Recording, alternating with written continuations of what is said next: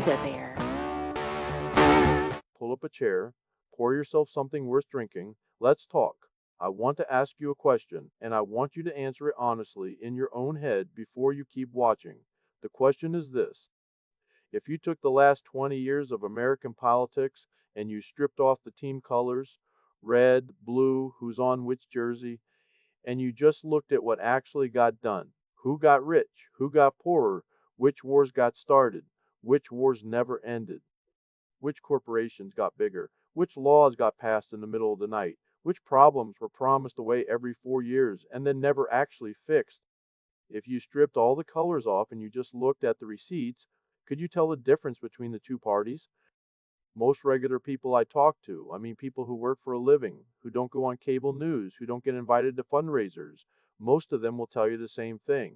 They can't tell the difference, not where it counts, not in their paycheck, not at the gas pump, not in their kids' school, not in the price of a house. They've been told they have two choices, and they have started to notice that both of those choices end up at the same place. So today, we're going to talk about a third door, whether it exists, whether it can exist, and whether anyone has the spine to walk through it. That's what we're getting into today. And I think by the end of this conversation, you're going to have some hard questions to sit with. I hope you do. Let me start with the thing that nobody on television wants to say out loud. We do not have two parties in this country. We have one party with two marketing departments. Now, that is going to make some people angry. On both sides, the Republicans will tell you no, we are the party of small government. The Democrats will tell you no, we are the party of the working class. And then you walk outside and you look at your life and you look at the budget and you look at who's actually getting taken care of, and it doesn't match either of those stories. That's not because the people in those parties are all lying. There are honest people in both. There are good people in both. There are people in both parties who got into politics because they wanted to fix something. I believe that. I have to believe that because otherwise the whole thing's hopeless. But the system itself, the machine that decides what bills get a vote, who gets the chairmanship, who gets the money, who gets the airtime, that machine has been bought by the same people on both sides. This is what regular people mean when they say uniparty. It's not a conspiracy, it's not a secret. It is literally written down in the campaign finance filings. You can go look. The biggest donors give to both sides, the biggest lobbying firms work both sides. The biggest defense contractors get paid no matter who's in the White House. The biggest banks get bailed out no matter who's in Congress. That's not a theory, that's the receipt. So how did we get here? Because we didn't always have this. There was a time not that long ago when the two parties actually fought about real things. When a Democrat and a Republican disagreed on what the country should look like, not just on the costume they wore to the disagreement. Let me walk you through it, the short version. The version your high school history class did not give you. Go back to the late 1970s. That's where the rot really starts. Up until then, both parties had real working class bases. The Democrats had the unions, the factory workers, the small town South. The Republicans had the small business owners, the farmers, the suburbs. They fought over the New Deal. They fought over civil rights. They fought over Vietnam. Real fights, real differences. Then in 1978, Congress quietly passed a thing called the Revenue Act. Most people have never heard of it. It created what we now call the 401k, which sounds boring, but stick with me, because this is where the wheels come off. What the 401k did was this: it took the retirement of every working American, every teacher, every plumber, every nurse, every welder, and it tied that retirement to the stock market, to Wall Street. So now, for the first time in American history, the financial health of every regular person was directly dependent on the stock market going up forever, which sounds fine, until you realize what it actually did. It meant that politicians who used to answer to workers and farmers and small business owners now had a new constituency: the market, Wall Street, the big asset managers. Because if those people lost money, suddenly every retiree in America lost money. And that was a political problem. So both parties started bending toward the market, toward the money, toward the people who held the levers on the market and the money. And that has never stopped. Then comes Reagan. 80, 84. Reagan deregulates the banks. Reagan deregulates the media. He signs a thing called the Telecommunications Act. Actually, that one is Clinton, 96, but Reagan starts the process. He takes the cap off how many radio stations and TV stations one company can own. And by the late 90s, you have 5 giant media companies that own basically every voice you hear on a screen. That matters. Because the way you control democracy is not by stealing the votes, it's by controlling what people are allowed to argue about while they vote. Reagan also signs NAFTA in concept. Bush Sr. signs the early version, Clinton finishes it. NAFTA, North American Free Trade Agreement. Now, a free trade agreement sounds nice. Trade is good. Trade between neighbors, even better. But what NAFTA actually did was it told American manufacturers you can move your factory to Mexico, pay $1 an hour, ship the goods back across the border with no tariff, and we will help you do it. We will sign the paperwork. And so they did. The Midwest got hollowed out. Towns I drove through as a young bear, towns that had baseball teams and bowling alleys and a movie theater, those towns just emptied. The factory closed. The young people left. The drugs moved in. And both parties, Republican and Democrat, they shook hands on it and called it progress. Then Clinton, Democrat, signs the repeal of Glass-Steagall in 99. Glass-Steagall was a Depression-era law that said your boring local bank, the one that holds your checking account, cannot also be a Wall Street casino. Glass-Steagall kept those separate for 66 years. Clinton repeals it.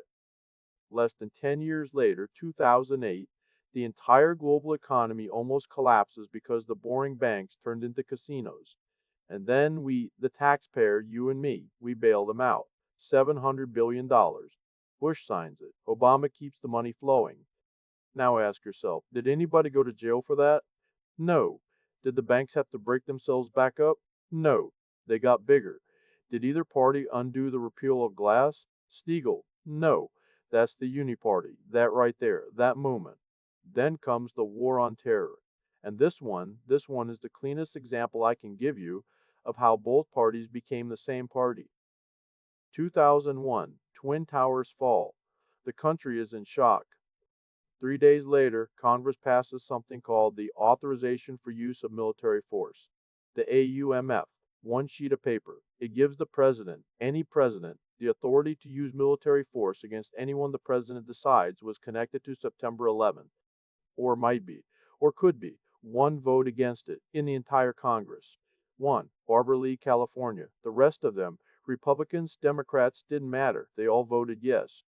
24 years later, that piece of paper is still being used to justify military strikes in countries that had nothing to do with September 11th. Countries where the people being bombed weren't even born yet on September 11th. Both parties. Same vote. Then Iraq. 2003. Same story. Powell goes to the UN, holds up a little vial, says weapons of mass destruction. Both parties vote for war. Hillary Clinton votes for war. Joe Biden votes for war. John Kerry votes for war. Republicans all vote for war. They are wrong. There are no weapons of mass destruction. Hundreds of thousands of people die. Trillions of dollars get spent. And nobody in Washington loses their job over it. Nobody. You and I, if we did our jobs that wrong, we'd be fired and we'd never work again. They get promoted. They get book deals. They get on the boards of the defense contractors who made the bombs. That's the Uniparty. Now, let me say something that might surprise you. I am not telling you the story to bash one side. The Republicans don't come out of this looking good. Neither do the Democrats. They both did this, together, for decades. And every 4 years, they roll out a new face and they tell you that this is the election that is going to fix it. And it never does. Obama was supposed to fix it. He was the hope and change candidate. He came in with both houses of Congress. He could have broken up the banks. He could have prosecuted the people who blew up the economy. He could have ended the wars. He didn't. He bailed out the banks, expanded the wars, and grew the surveillance state that Bush had started. That is just a historical record. I'm not saying that with anger. I'm saying it because it's true. Trump was supposed to fix it. He came in promising to drain the swamp, to end the wars, to get the money out of politics, and some of what he did, the tariffs, the willingness to talk to people Washington said you can't talk to, the war on the bureaucracy, some of that was real. Some of it actually scared the right people. but he also signed the biggest spending bills in American history. He didn't end the wars. He didn't drain the swamp. The swamp ate half of his first term and spit him out, and then the same swamp showed back up for round two. Biden was a placeholder for the people who run the machine when the machine is embarrassed. That's the kindest thing I can say about that administration. And now we're staring down 2028, looking at the names that are getting floated: Newsom, Vance, whoever the consultants pick. And nobody feels like a real choice because they're all auditioning for the same casting director.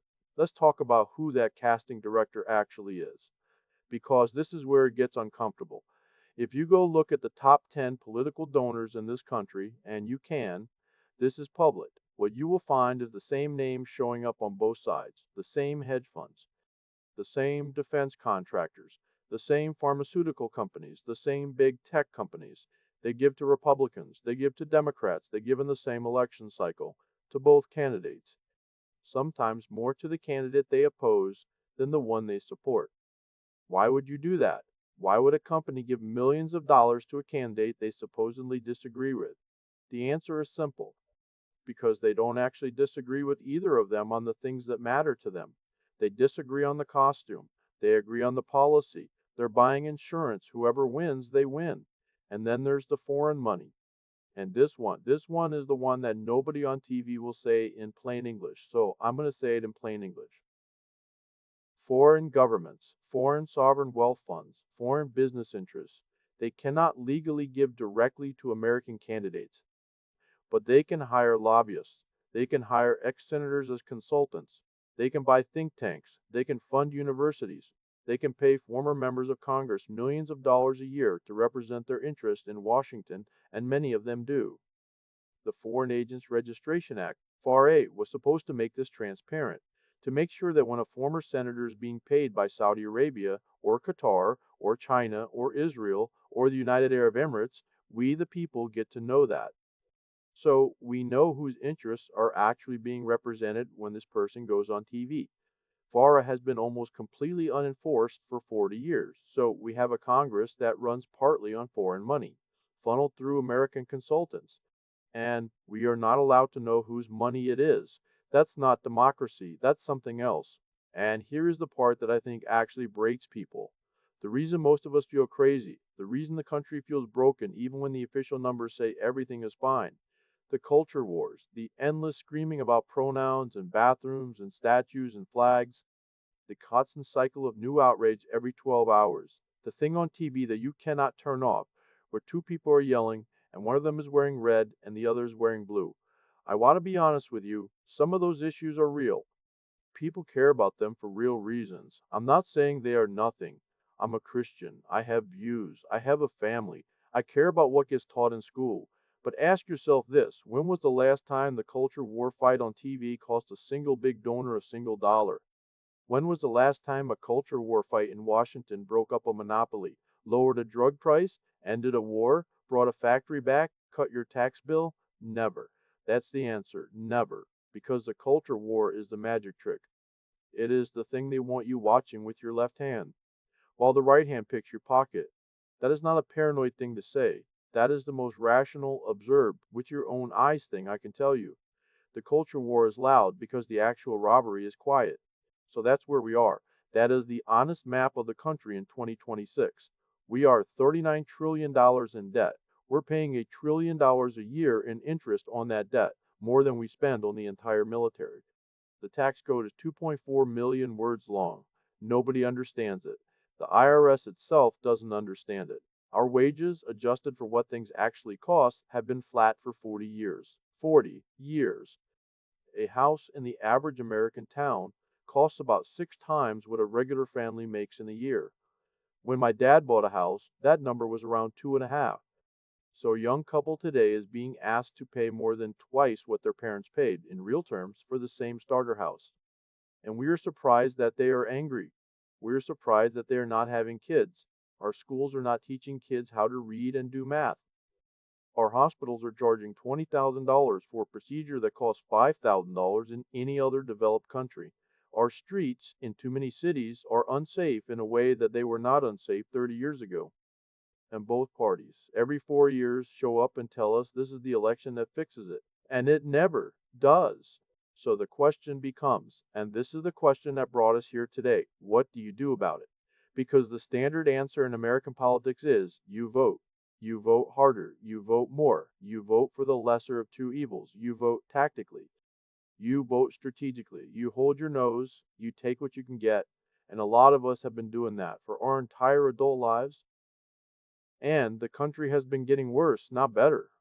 So at some point, and I think a lot of regular Americans are at this point right now, at some point you have to ask, is there another option? Is there a way out that doesn't involve us pretending that the next red or blue candidate is going to be the one who finally means it? A lot of people have tried. Ross Perot in 92, he got 19% of the popular vote and not a single electoral vote. Ralph Nader in 2000 got blamed for losing Gore. The election and the third party movement died for a decade. The Libertarians, the Green Party, the Reform Party, they all show up, they all run, they get 1 or 2%, and they go home. The system is rigged against them. Ballot access laws, debate access, media coverage, money. Every part of the machinery of American democracy has been set up by the two parties for the two parties to make sure that no third party ever actually breaks through.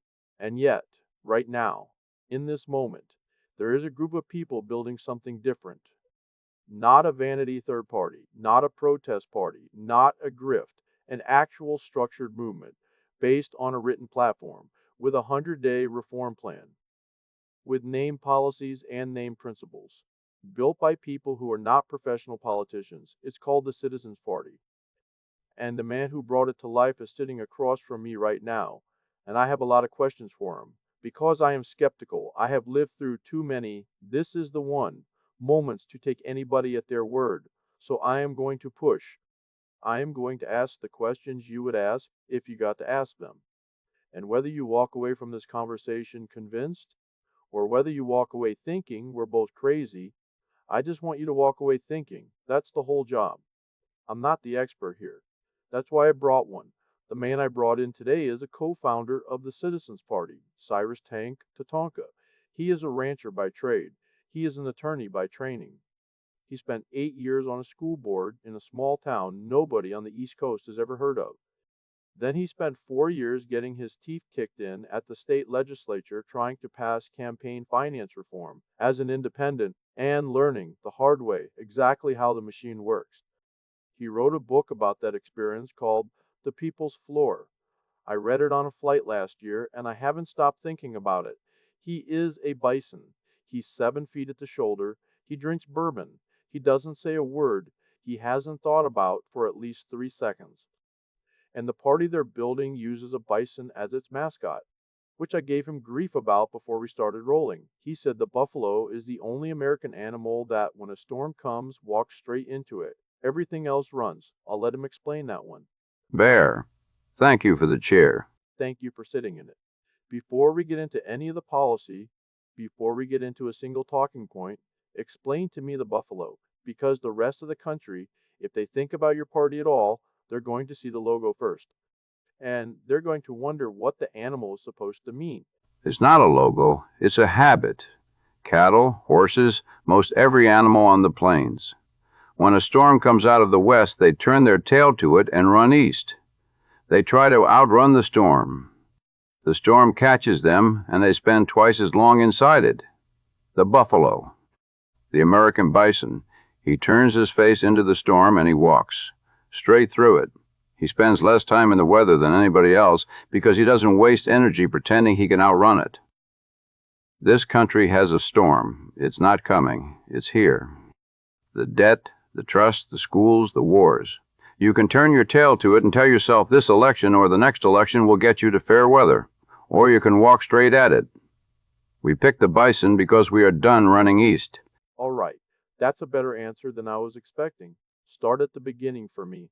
Why does this party exist? Why now? Why you? Because there have been third parties before. They all die. What is different here? 2 answers, the why and the now. Why? Because both parties have stopped representing the country. I don't say that for applause. I say that as a statement of fact you can test. Take any 10 policies the majority of Americans agree on across the political spectrum. Term limits, stopping members of Congress from trading stocks on insider information, getting big money out of campaigns, a single, simple tax code, honest accounting in the Pentagon, not starting new wars without a vote. Most of these have 70, 80, in some cases 90% public support, across red and blue, and none of them get done. That is not a difference of opinion. That is a representation failure. The people are not being represented. The donors are. Now, the why. Now. 3 things stacked on top of each other for the first time in our history. 1. The internet means we can talk to each other without going through the networks. 2. The trust in the existing parties is at the lowest point ever measured. Both. Not one. Both. 3. The country is broke, not figuratively, literally. $39 trillion in debt, $1 trillion a year in interest. We cannot keep pretending. The pretending is over. This is the moment a third party becomes possible. Not because we are great, because the other two have made themselves intolerable. So lay out the 4 principles for me. Top of the website, the 4 things you say everything else rests on. Walk me through them like I've never heard of any of this. 4. In order. 1. Fairness over ideology. Every single policy gets judged on one question. Does it serve ordinary Americans, or does it serve people who already have power? That is the entire test. We do not start with left or right. We start with, who is this for? 2. Radical transparency. Every dollar the federal government spends, every law that gets passed, every executive order that gets signed, explained in plain English, published in public, in time for ordinary people to push back. The audit becomes the budget. You can't fix what you can't see. 3. Fix what is broken. No culture war. Distraction. The party's official position on the screaming match on cable news is, we are not going to fight that fight while the house is on fire. Cut the waste. Simplify the laws. Make the government actually work for the people who pay for it. 4.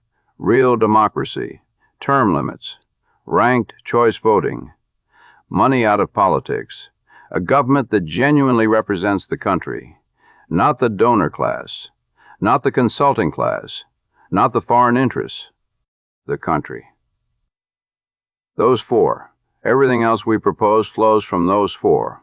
If a policy doesn't pass all 4 tests, it does not get adopted. All right.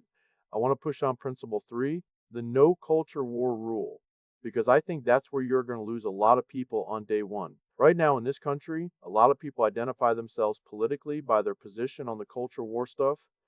That's how they know who their team is. If you tell them, sorry, we are not going to talk about that, you are asking them to give up the only political identity they have.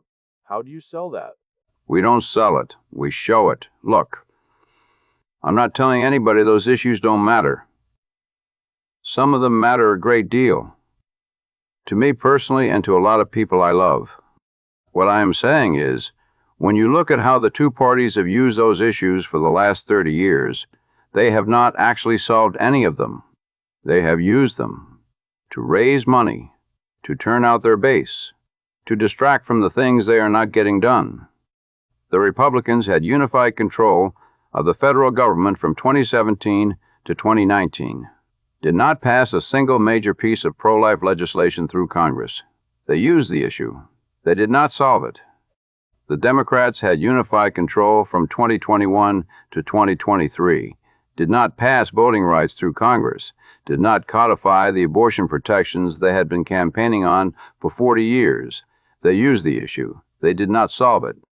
So when I say no culture war distraction, what I am saying is, we are no longer playing the game where both sides use the most personal, painful, intimate questions in your life as fuel for fundraising emails. The Citizens Party position on most of those questions is going to be, these belong in the states, or in the communities, or in the families. They do not belong as the centerpiece of every federal election cycle, because when they are the centerpiece, nothing actually gets fixed. The Citizens Party is for the 80% of stuff both parties agree to ignore. We will leave the 20% of yelling to whoever wants to yell. Okay, I need to ask you the question that came in 3 times when I told people we were going to do this episode. So I'll just rip the Band-Aid off. Does Tucker Carlson support the Citizens Party? I knew that one was coming. All right, here is the honest answer. The Citizens Party. TCP, that's our acronym, is sometimes referred to in certain corners of the Internet as the Tucker Carlson Party, which is also TCP. I would like to state for the record that we have never, at any point, discussed any of this with Tucker Carlson himself. So if he is watching this, Tucker, buddy, we have a logo, we have a platform, we have a 100-day plan. The acronym situation is, I admit, a little awkward. Give us a call. I have to ask the follow-up though, joking aside. The reason that joke even works is because the cultural overlap between what Tucker has been saying for the last 5 years and what your platform talks about, it is not zero. The skepticism of foreign wars, the skepticism of the big banks, the skepticism of unchecked corporate power, the skepticism of the donor class. There is a real Venn diagram overlap there. Is that an audience you are courting? Are you trying to peel off the right of center populist voters? Or is that just where the gravity happens to be pulling you? Honest answer, both. And not just on the right. The thing the two parties do not want to admit is that the populist energy in this country is not partisan. It is class-based. The factory worker in Ohio who voted for Obama in 2008 voted for Trump in 2016, voted for Trump again in 2024. That's the same guy. He didn't switch parties. The parties switched him. He was always voting for the candidate who he thought was going to fight for the people who do the actual work of running this country. And on the other side, the nurse in Las Vegas who voted Bernie in the primary and then voted Bernie in the next primary. She is also that same guy. She is voting against the donor class. She is voting against the wars. She is voting for the person she thinks is going to take the boot off her neck. If you take the Tucker Carlson audience and the Bernie Sanders audience and you actually look at the policies they agree on, break up the banks, end the wars, get big money out of politics, antitrust against big tech, secure the border, protect Social Security, lower the drug prices, that overlap is 60-70%. They will never admit it on TV because the TV game requires them to hate each other. But the underlying populations want largely the same things. The Citizens Party is the party for the overlap. We are the party for the people who have been left behind by the donor wing of the Democratic Party and the donor wing of the Republican Party. And we don't care which costume they used to wear. All right. Let's get into the policy because that is what people are going to want to know. The headline thing on your front page is Abolish the IRS, which, I'm going to be honest, when I first read that, my reaction was, here we go, another libertarian fantasy. Walk me through this. What is the actual plan, not the slogan? The plan is not no taxes. Let me say that twice, because the moment the slogan goes online, half the country thinks we are saying the country should run on goodwill. We are not.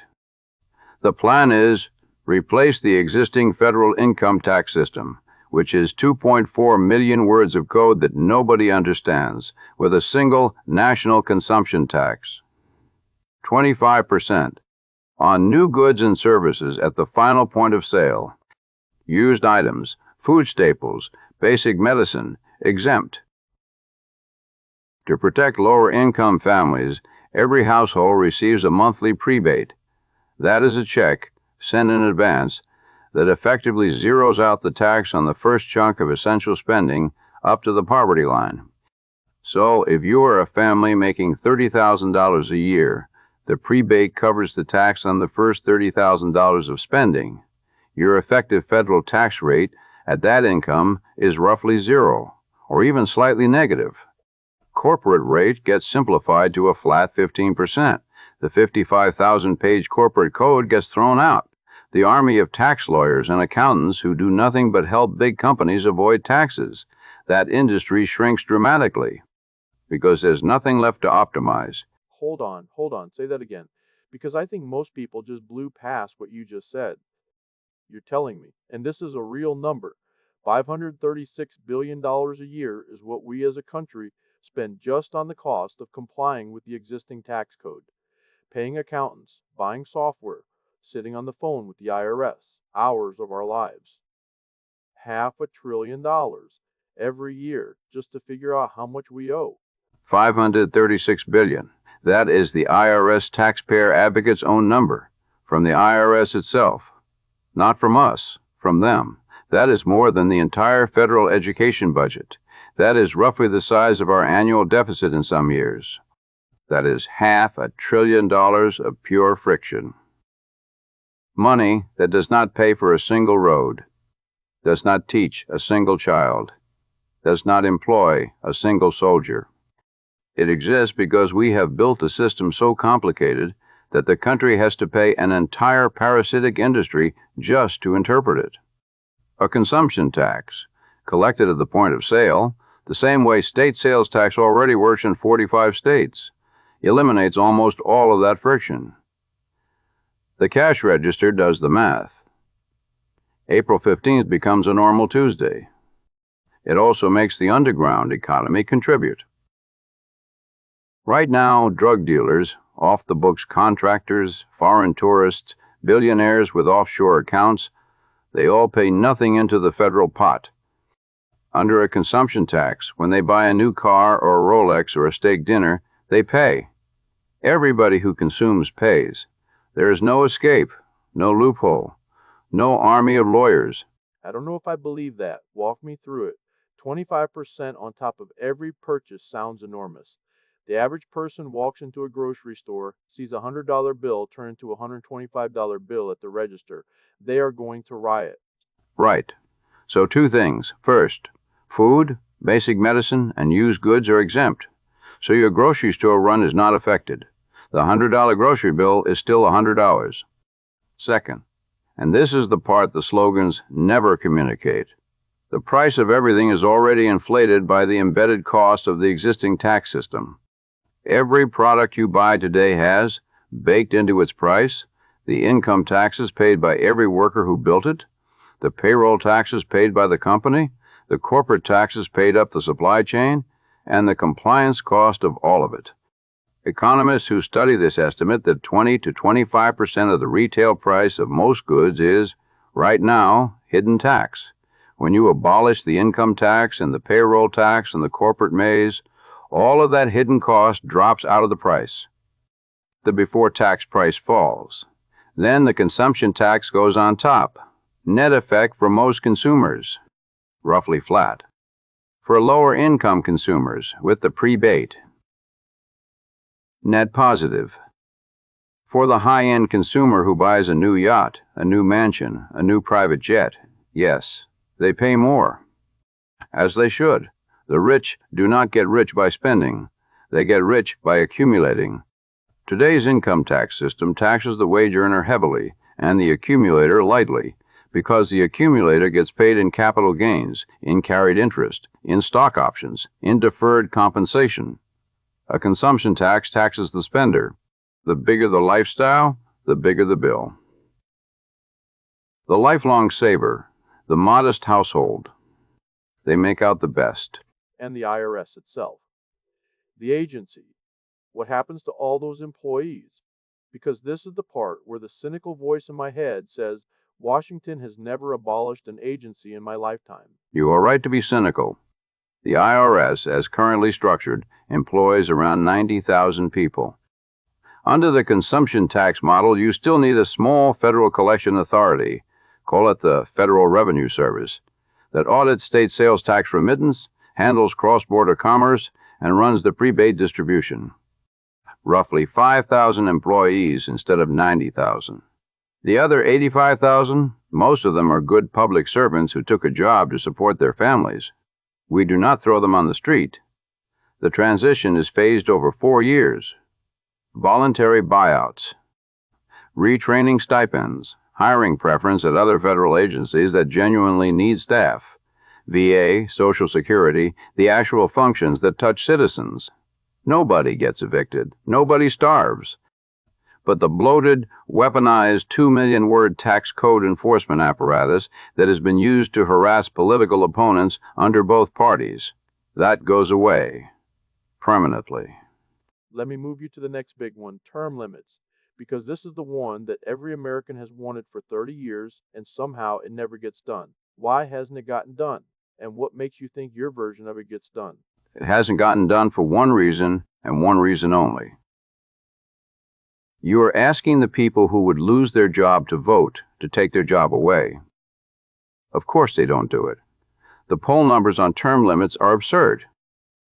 83% of Americans support them, across every demographic: Republican, Democrat, Independent, urban, rural, every age group.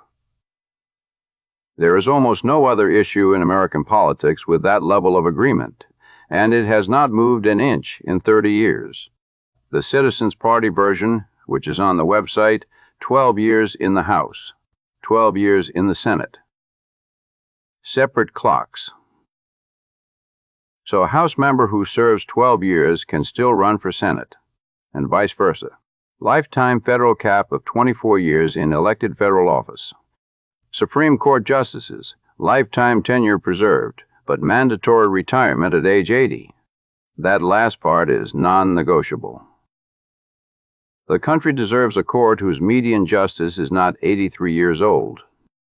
And here is the part that matters. Citizens, party candidates, self-pledge to comply before the amendment ratifies. Meaning, if I get elected and serve my 12, I am out, even if the amendment is still in the ratification process. We do not wait for permission to play by the rules we are fighting to make universal. That is Principle 2. We pre-comply. Pre-comply. Say more about that. Because that, I think, is actually the most interesting part of your platform. The idea that you can just decide to play by the rules before the rules exist. This is the secret weapon, and nobody else has figured it out yet. So I will spill it on your show. Every candidate we field signs the following before they are even on a ballot. 1. They take no money from corporate PACs. Period. 2. Donor cap of $5,000 per individual per cycle, even though the legal cap is far higher. 3. 24-hour public disclosure of every donation above $200. Real time. Searchable. 4. No individual stock trading by them or their family while in office. Blind trust or index funds only. 5. They self-pledge the term limit. 6. They sign a single issue, legislative rule. They will not introduce or vote for any omnibus bill that packages unrelated subjects together. None of that requires new law. Any candidate of any party could do all of that tomorrow. None of them do. Because their party committee tells them they cannot. Because the donor class would cut them off.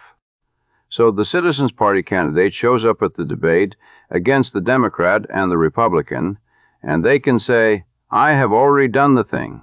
Both of these people are pretending to want to do. You can go check the filings tonight. 60 seconds. They are still taking corporate PAC money. I am not. They still own individual stocks. I do not. They still take dark money. I do not. Now they can stand up here and tell you they want to reform the system. Or they can join the party that already has. That is the play. That is how you win. Talk to me about the lobbying ban, because that's where, again, you are going to run into the wall of Washington has tried this for 40 years and nothing changes. Lobbying is a constitutional right. The First Amendment protects the right to petition the government. So a total ban is unconstitutional, and we are not going to propose anything unconstitutional. That's important to say up front. What we propose is structural reform. 3 things. 1. a lifetime ban on members of Congress and senior executive branch officials ever lobbying after they leave office. Today, there is a one-year cooling-off period, which is a joke because they just go work as consultants and advisors for the lobbying firms instead of registering as lobbyists themselves. We close that lifetime ban, including on consulting work that meets a substantive contact test. 2. Full transparency on every meeting between a federal lobbyist and any executive or legislative office. Date, topic, outcome, posted in plain English to a public dashboard within 48 hours. 3. Full FARA enforcement. The Foreign Agents Registration Act. It already exists. It has been on the books since 1938. It is almost completely unenforced. Citizens Party policy is every foreign-influenced lobbying contract gets prosecuted. Loudly. Publicly. With teeth. If a former senator is being paid $2 million a year by Qatar, the American public has the right to know that. Today. Not in some report 10 years from now. Let me put one in front of you that I have been thinking about since my last episode. A few weeks back, I sat in this exact chair with Dr. Lewis, the sloth, the pharmacologist, and we spent 2 hours on psychedelics. And the thing that stuck with me is that the research is real. Johns Hopkins, Yale. Psilocybin pulling people out of depression that nothing else touched. Some of the most promising medicine of our lifetime. And it is still, federally, in the same legal bucket as heroin, a drug with, by law, no medical use. So where does the Citizens Party land on drugs? Because that is exactly the kind of issue where both parties have spent 50 years posturing and nobody has fixed anything. I watched that episode twice. Dr. Lewis is the most articulate sloth in America, and it is not close. Here's the thing he said that I keep coming back to. He said the science did not change in 1970. The politics changed, and the law followed the politics. That is the whole story of American drug policy in one sentence. We did not make these decisions based on what the medicine does. We made them based on which group of people we wanted to put in a cage that decade. So the Citizens Party position is the honest middle, and it has 3 parts. 1. The medicine question is a medicine question. If Johns Hopkins has FDA approval to run a trial, the federal government has no business keeping that compound in schedule. 1. We reschedule based on the research, not based on a politician's fear of a 30-second attack ad. The thing, Dr. Career. Lewis was describing cluster headache sufferers, treatment-resistant depression, veterans with PTSD. Those people are real, and the law is standing on their throat for no scientific reason. That ends. 2. Addiction is a health problem, not a prison problem. You do not arrest your way out of an addiction crisis.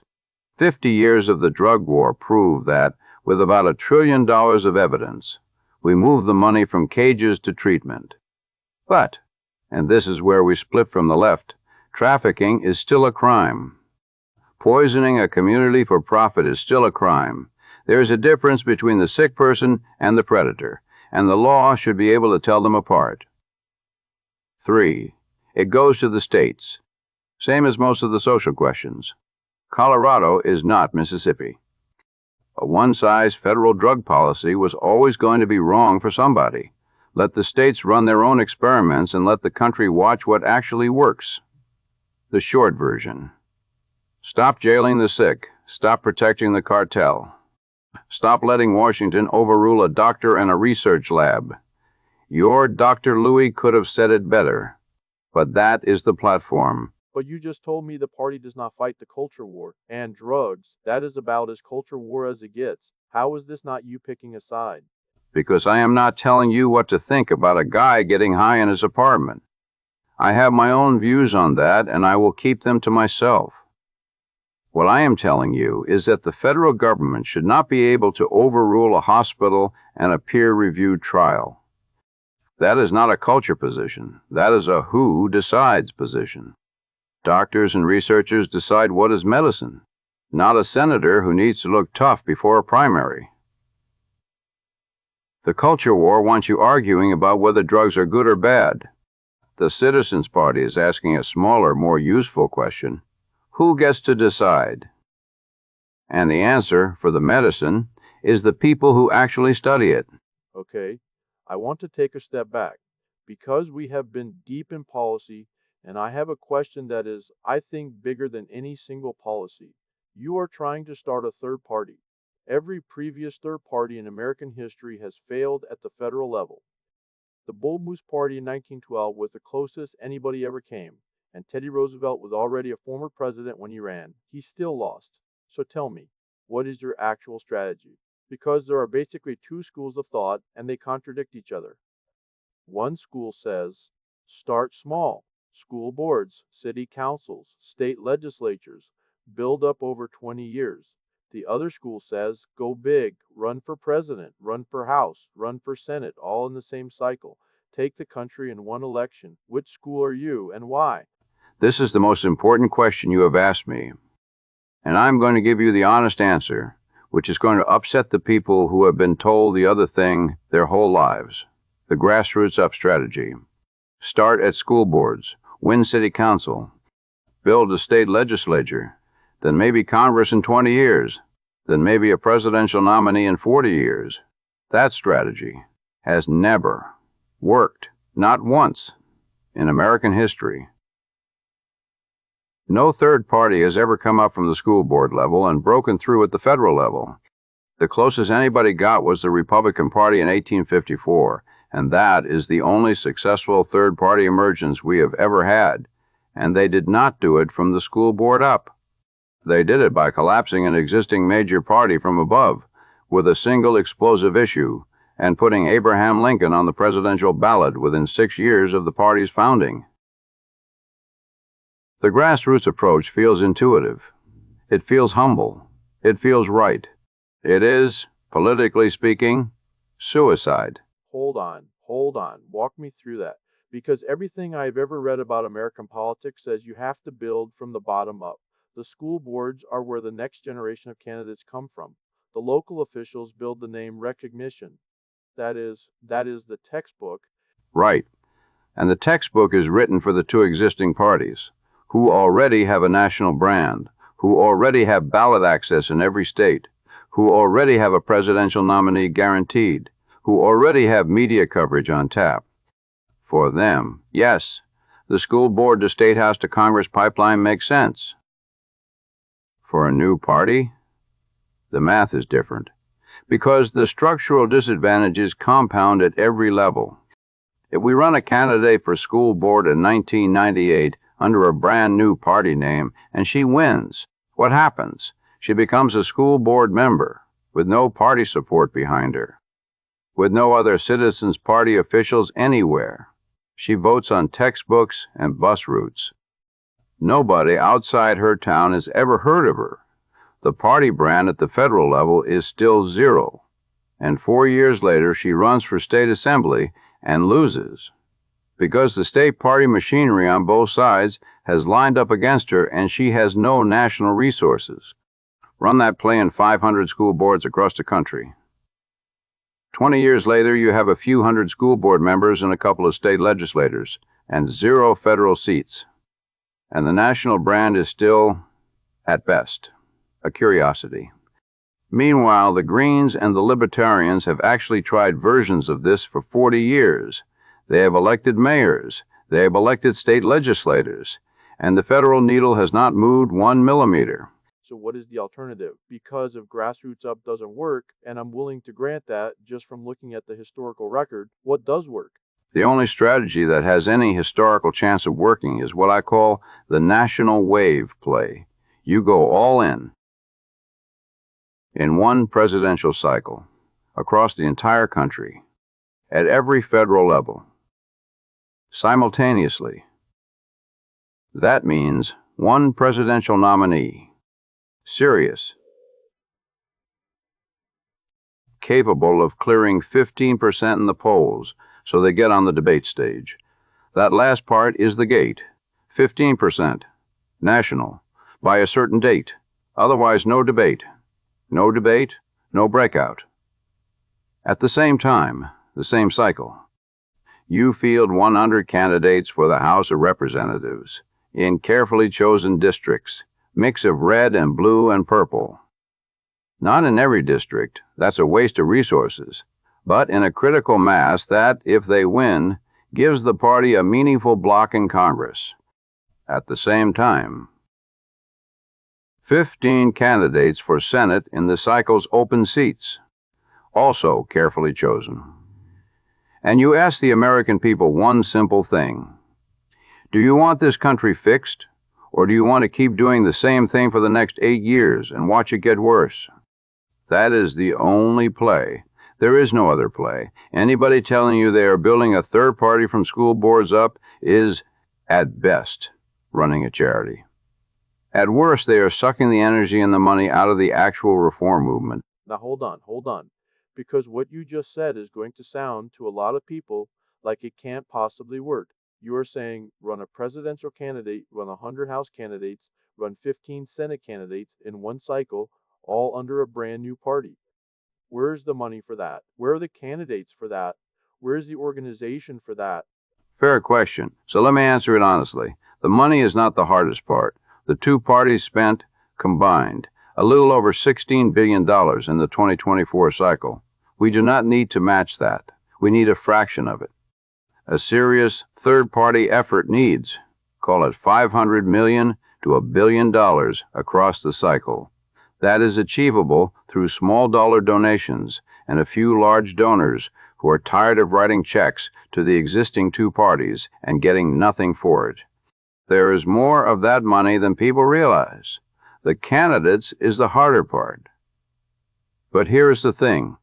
The country is full of people who would be excellent in Congress and who will never run because they look at the existing party process and they say, I will not put my family through that. I will not raise money from people I disagree with. I will not be a puppet for committee chairs. The Citizens Party model, pre-pledged rules, small donor only, no PAC money, term limited. That model attracts a completely different candidate pool. People who would never have run before. Doctors, veterans, teachers, small business owners, engineers, people who actually do things in the real world. The organization is the longest pole in the tent. That's where we are spending most of our time right now. Building state-level operations. Securing ballot access in every state. Recruiting and vetting candidates. Building the digital infrastructure. That is the unsexy 2-year groundwork that has to happen before the actual cycle begins. And the timing. You're targeting 2028? 2028. That is the cycle. And the reason it is 2028 and not 2032 is because 2028 is an open presidential field. Trump is term limited. Whoever the Democrats put up will be a fresh face. The country is going to be looking at two candidates and going, neither of these. The window for a third option is wider in 2028 than it has been in any cycle since 1992. If we miss 2028, the next chance is 2032, and by then the debt situation, the foreign situation, the trust situation, it may be unrecoverable. So we are not waiting. I want to push on something. You said you need a meaningful bloc in Congress, not just a couple of seats. A bloc. Why does that matter so much? Why isn't electing a few good people enough to start? Because of how Congress actually works, versus how the textbook says it works. Textbook says, each member of Congress represents their district, votes on bills, helps make policy. Reality is, every meaningful decision in Congress is made by leadership. The Speaker, the Majority Leader, the committee chairs, they decide what gets a vote. They decide what gets a hearing. They decide what gets attached to what. They decide what dies in committee. Individual members vote yes or no on a few highly choreographed roll calls. That's it. If you elect 3 Citizens Party members of Congress, what happens? They get assigned to bad committees. They get no chairmanships. They get blocked from speaking time on the floor. They cannot introduce bills that get heard They become curiosities. Then they lose re-election because they couldn't deliver for their district, and the party brand takes a hit. If you elect 40 Citizens Party members of Congress in a House where neither major party has a clean majority, now you are the swing bloc. Now you can demand committee assignments. Now you can demand floor votes on your bills as a condition of your votes on theirs.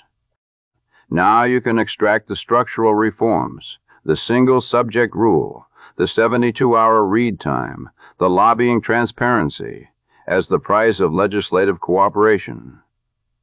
And now nothing meaningful happens in Congress without going through you. That is the difference between a curiosity and a power center. The number is somewhere between 30 and 50 in the House. It is around 5 in the Senate because the Senate runs on a 60-vote cloture rule and a 5-vote bloc that votes together is decisive on almost every contested bill. And what happens if you elect a president but you don't get the bloc? Because that's the nightmare scenario, right? You win the White House and Washington just chews you up. That is the nightmare scenario. And it is exactly what happened to Trump in his first term and arguably his second. He won the presidency without a real congressional partnership. The Republican leadership viewed him as a tourist. The Democratic minority viewed him as the devil. He could sign executive orders. He could appoint judges. He could not pass structural legislation. Most of what he wanted to do was either watered down by his own party or undone by the next administration. You cannot fix the country with just a presidency. The presidency is too constrained. Congress writes the laws. Congress holds the purse. Congress can override a veto. If you take the White House without a meaningful bloc in Congress, you can be a symbol. You cannot be a fix. That is why Citizens Party president, both major parties still in control of Congress, is a worse outcome than no Citizens Party president, but a 50-member Citizens Party bloc in the House. The bloc actually has leverage. The lonely president does not. The best case, the case we are actually building toward, is both. President plus bloc. President signs the executive orders on day one. Bloc forces the legislative action through Congress. That is the only configuration where the 100-day plan actually executes. Speaking of the 100-day plan, walk me through the headline items. What does day one look like? Day 1. Executive order. 24-hour donor disclosure for every federal candidate donation over $200. Same day. Full executive branch meeting freeze with registered lobbyists pending FARA reform. The administration starts day 1 already in compliance with the rules we are fighting to make universal. We pre-comply. Day 3. Standalone single-subject bill. In Congress banning members of Congress, their spouses, and senior staff from trading individual stocks. Blind trust or index funds only. Criminal penalties. Day 5. Federal spending dashboard goes live. Real time. Every contract, every grant, every expenditure. AI flag for anomalies. The Pentagon gets included by day 30. The audit becomes the budget. Day 7. Term limits. Constitutional amendment introduced. 12 House. 12 Senate. Court retirement at 80. Day 10. Repeal the 2001 and 2002 authorizations for use of military force. Both. Standalone single-subject bills. 24 years of forever war authority returned to Congress, where the Constitution put it in the first place. Day 12. House and Senate rules amended. Single-subject rule on every bill. 72-hour public read time before any vote. CBO score required. Plain language. AI generate a summary read aloud on the floor before any vote. End of the omnibus era. Day 15. Sunset. Act introduced. 10-year default. Sunset on every federal law, every agency, every regulation. Article fee. Constitutional amendments submitted in parallel. Nothing in Washington is permanent. That is, 15 days. Phase 1. Governance. There are 6 phases. They run 100 days. Every action is enumerated. Every action references the policy paper it comes from. Anybody who wants to read it, it is on the website. Let me ask a question I think a lot of cynics are going to ask. The Republicans and the Democrats, they have plans like this too. They put them on their websites. They have policy papers. They have 100-day plans. None of it gets done. What makes you think a brand new third party is going to actually execute a 100-day plan when the existing parties, with all of their power, never execute theirs? Two reasons. One, the two existing parties cannot execute their own plans because the donors who fund them do not want those plans executed. Republicans say they want to cut spending. The donor class wants more defense spending and more corporate subsidies. So spending goes up under every Republican administration. Democrats say they want to take on Wall Street. The donor class includes Wall Street, so Wall Street keeps getting bailed out. Each party is structurally incapable of executing the populist parts of its platform because the donor class would yank the money the moment they tried. The Citizens Party is built on small dollar donations and the pre-pledge model. No corporate PACs. No mega donors with strings attached. $5,000 individual cap. That means the donor class cannot yank our funding when we try to do what we said we would do. The structural conflict of interest does not exist. 2. Every Citizens Party candidate signs the 100-day plan as a campaign commitment, with a personal pledge that if they fail to vote consistent with it, they will not run for re-election. We bind ourselves, publicly, in advance. It is much harder to walk away from a public signed pledge than from a vague campaign promise. So, the reason the plan happens is we have removed the financial reason, it usually doesn't, and we have added the personal accountability that usually isn't there. Will it be perfect? No. Will some Citizens Party members fail their pledge and get primaried out? Probably. That's fine. The structure is designed to surface failure quickly and replace it. I want to ask you about specific people. Because we are heading into a presidential cycle and the names are already getting floated, let's go through them. Trump. He is term limited, but he is the biggest political figure of the last decade. Some of what he did, the tariffs, the willingness to break Washington norms, the war on the bureaucracy, felt populist, felt like exactly the kind of thing the Citizens Party would support. Is Trump a kindred spirit or a cautionary tale? Both. And I think you have to be willing to say both, honestly, without your team telling you which half you were allowed to say. What Trump got right. He correctly diagnosed that the existing political class, including most of his own party, had become disconnected from the country. He correctly diagnosed that the trade deals were rigged. He correctly diagnosed that the wars were ruinous. He correctly diagnosed that the immigration system was broken. He correctly diagnosed that the media was hostile and increasingly partisan. He correctly diagnosed that the federal bureaucracy had grown into an unaccountable fourth branch. Those diagnoses were correct, and the establishment hated him for naming them. What Trump got wrong. He governed as a personality, not as a coalition. The accountability mechanisms that needed to exist after he left office did not exist, because he never built a party. He occupied one. The structural reforms that would have outlasted his presidency were never institutionalized. He fought the swamp by being louder than the swamp instead of by changing the rules the swamp operates under. And the personal style, the rallies, the social media, the constant warfare, it energized half the country and drove the other half into a defensive crouch from which they never emerged. That is not how you rebuild a country. The Citizens Party takes the diagnosis seriously. We take the structural reforms more seriously than the personality. We have learned from what worked and what did not. Kamala Harris. I'm going to be diplomatic. She is a creature of the existing Democratic donor structure. She was put on the ticket in 2020 for demographic reasons.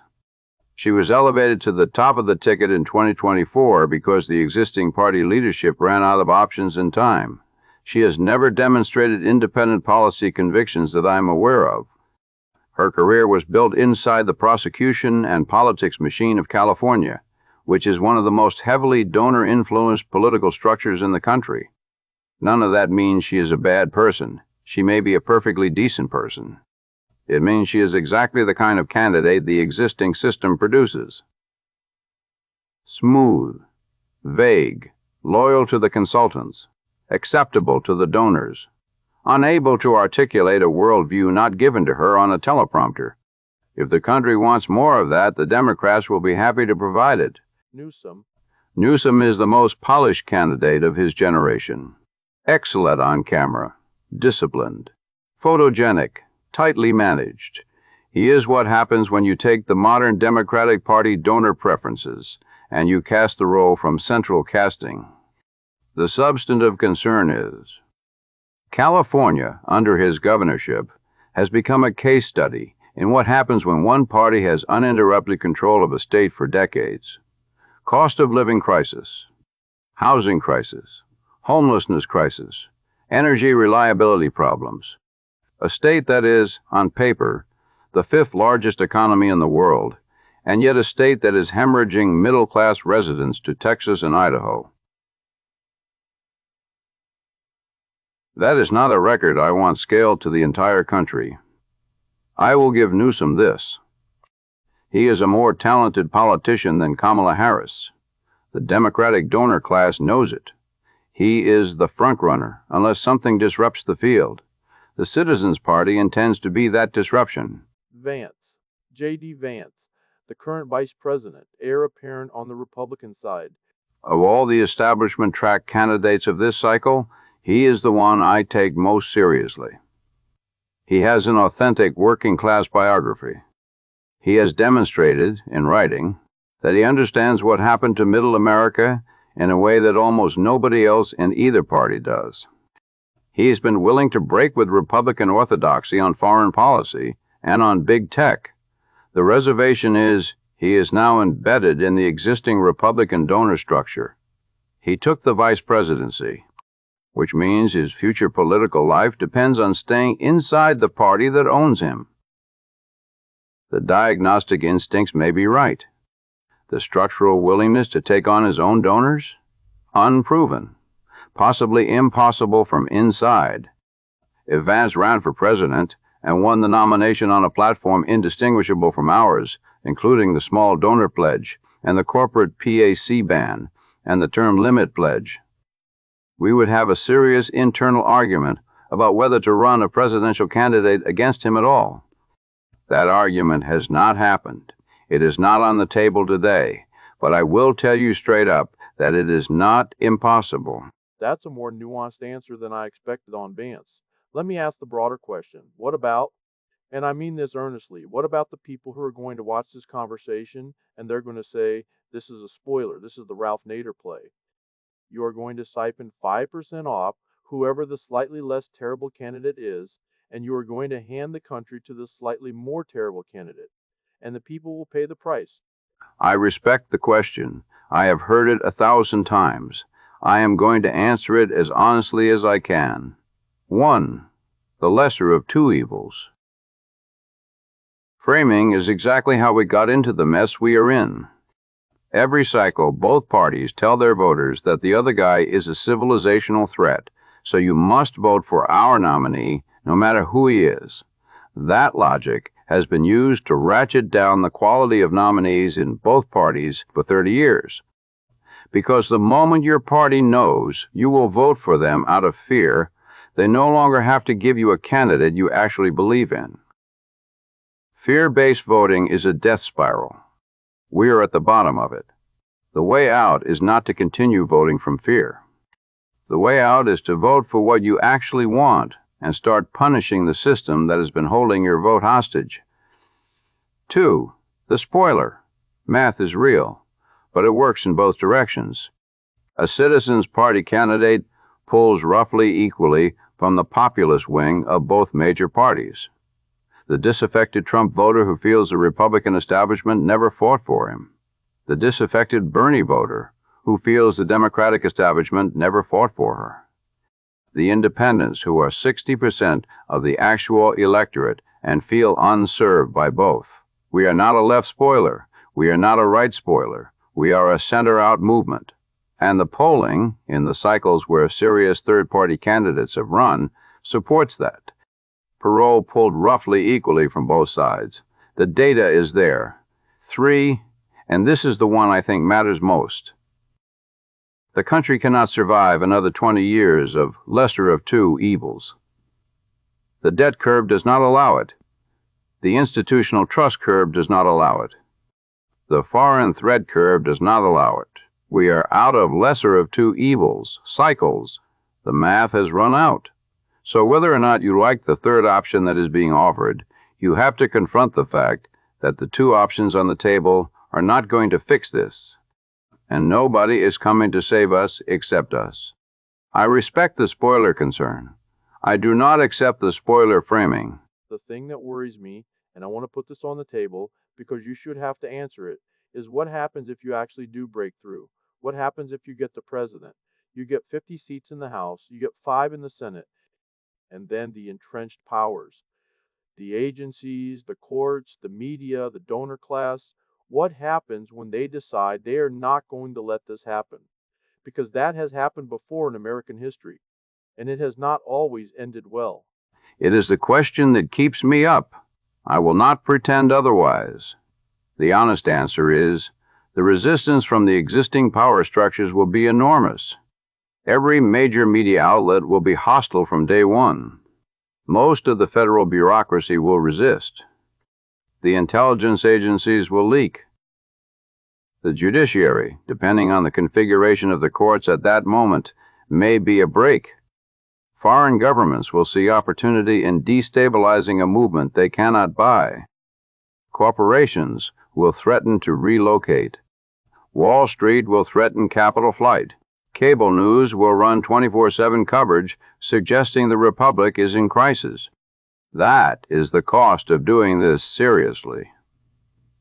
And anybody who tells you otherwise is selling you a fantasy. What protects the movement is 2 things. 1, transparency. Everything is in public, every meeting, every donor, every vote, every policy paper. There is no smoking gun for the opposition to find because there is no closet to hide it in. 2, the small dollar donor base. You cannot be financially pressured by Wall Street if Wall Street was never funding you in the first place. And 3, the part I take most seriously. The Citizens Party is not built around a single personality.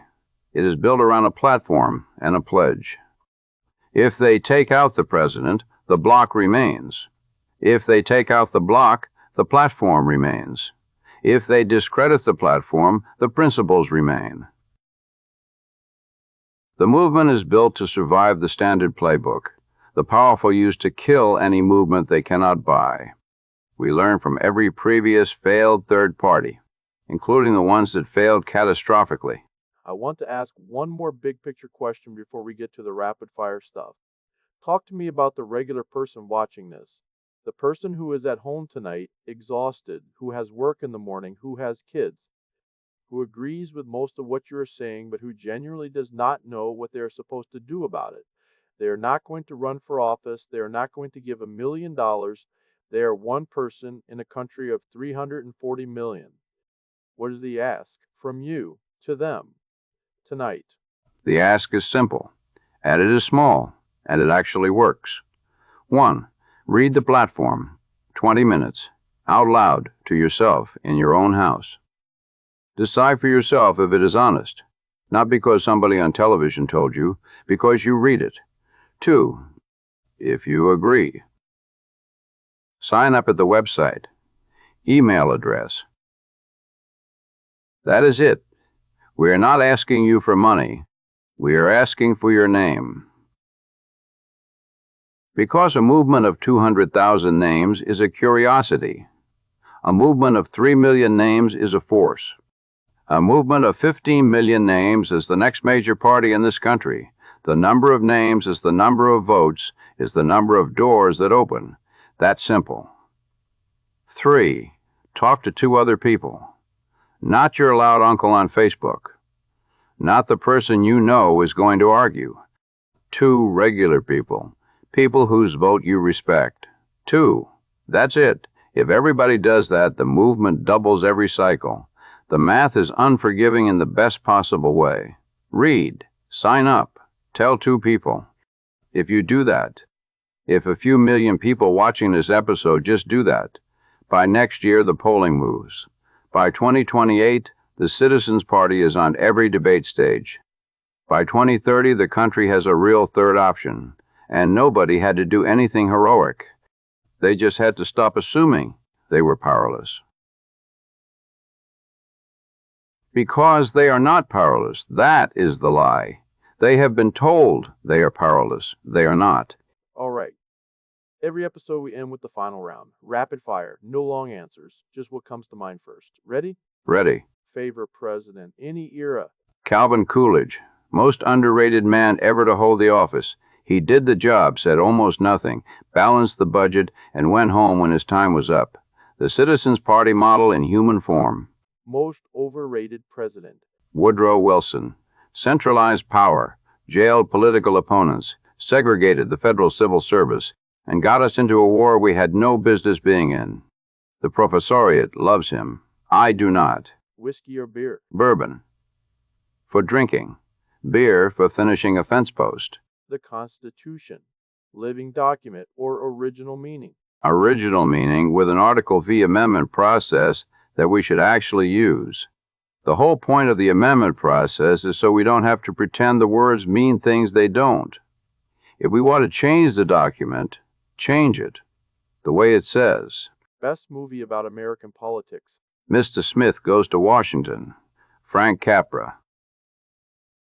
1939. The whole movie is one honest man on the Senate floor, talking until he collapses, and it still hits like a freight train. They couldn't make it today. The studio would water it down. If you could put one person from history on the Supreme Court, alive or dead, who? Antonin Scalia. Don't have to agree with every opinion he wrote. The man read the text. He told you why he read it the way he read it. He wrote like a person who actually believed in what he was doing. That is the standard. Most of what's on the court today does not meet it. One book every American should read before they vote. The Federalist Papers. 85 essays, written for newspaper readers in 1788. The men who built this country argued out in plain language every objection the country had to the Constitution before it was ratified. If you read those, you will understand more about how American government is supposed to work than 90% of the people currently working in it. Faith. Are you a man of faith? Yes, I am a Methodist, not the loud kind.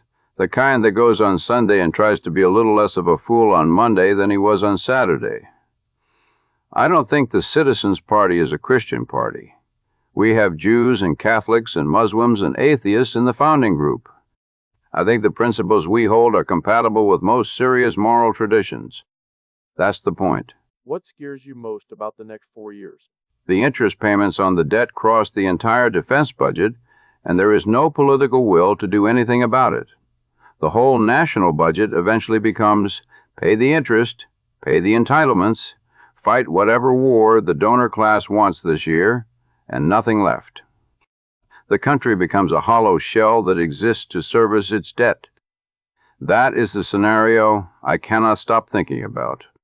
And both existing parties are walking toward it with their eyes open. What gives you the most hope?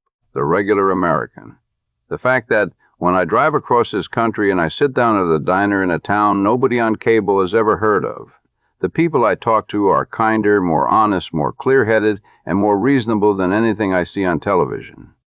The country is healthier than the media is. The country is healthier than the parties are. The country is healthier than Washington is. The fundamentals of the American people are strong. The leadership has rotted. That is fixable. The other way around. That would not be fixable. Last one. If you fail, if the Citizens Party doesn't break through in 2028, what do you want said about it? That we walked into the storm. That we did not run. That we lost the right way. By playing by the rules we said we would play by, and that the next group of people who try this, and there will be a next group, that they get to stand on what we built. Even if what we built is a record of failure, they can study to do it better. That is the worst case, and the worst case is honorable. I will take honorable over the alternative every single time. Tank Tatanka, co-founder of the Citizens Party. Thank you for sitting in that chair. Bear, thank you for the room. I want to say one thing to you, sitting at home. Before I do the toast, I told you at the top of this episode that I don't take sides, and that is true. I am not endorsing this party. I am not telling you to join. I am not telling you to give them $1. That's not what the show does. That's not why I have this room. What I am telling you, and this comes from genuine conviction, is that the questions in this conversation are not going away. The math is the math. The debt is the debt. The trust is what the trust is. The wars are what the wars are. The grocery bill is what it is. And the system that has been running this country for the last 40 years has done what it was going to do. If the Citizens Party turns out to be the answer, good. If it turns out not to be, there will be a next attempt, and a next one after that, because the situation that produced this conversation is not going to fix itself. We are going to have to fix it. And anybody telling you that the next red costume or the next blue costume is the answer, that person is either fooling themselves or fooling you. I'm not asking you to be a Citizens Party voter. I'm asking you to be an honest one. Look at the platform. Look at the receipts. Look at the 4 principles. Look at the 100-day plan. Compare it to what is actually on offer from the other 2. Make up your own mind. Tell 2 people what you concluded. That is the only thing any of us can ever do. To tank for walking into the storm. To everybody trying to fix this country instead of trying to be famous on the internet. To honest questions. To plain English. To boring policy papers. To people who would rather lose the right way than win the wrong way. And to you, for sitting in this room, for not turning this off when the conversation got long, for being curious enough to listen to a side of an argument that nobody on cable is going to let you hear. This is He is a Bear. Pull up a chair, pour yourself something worth drinking. We'll do this again soon. He is a bear.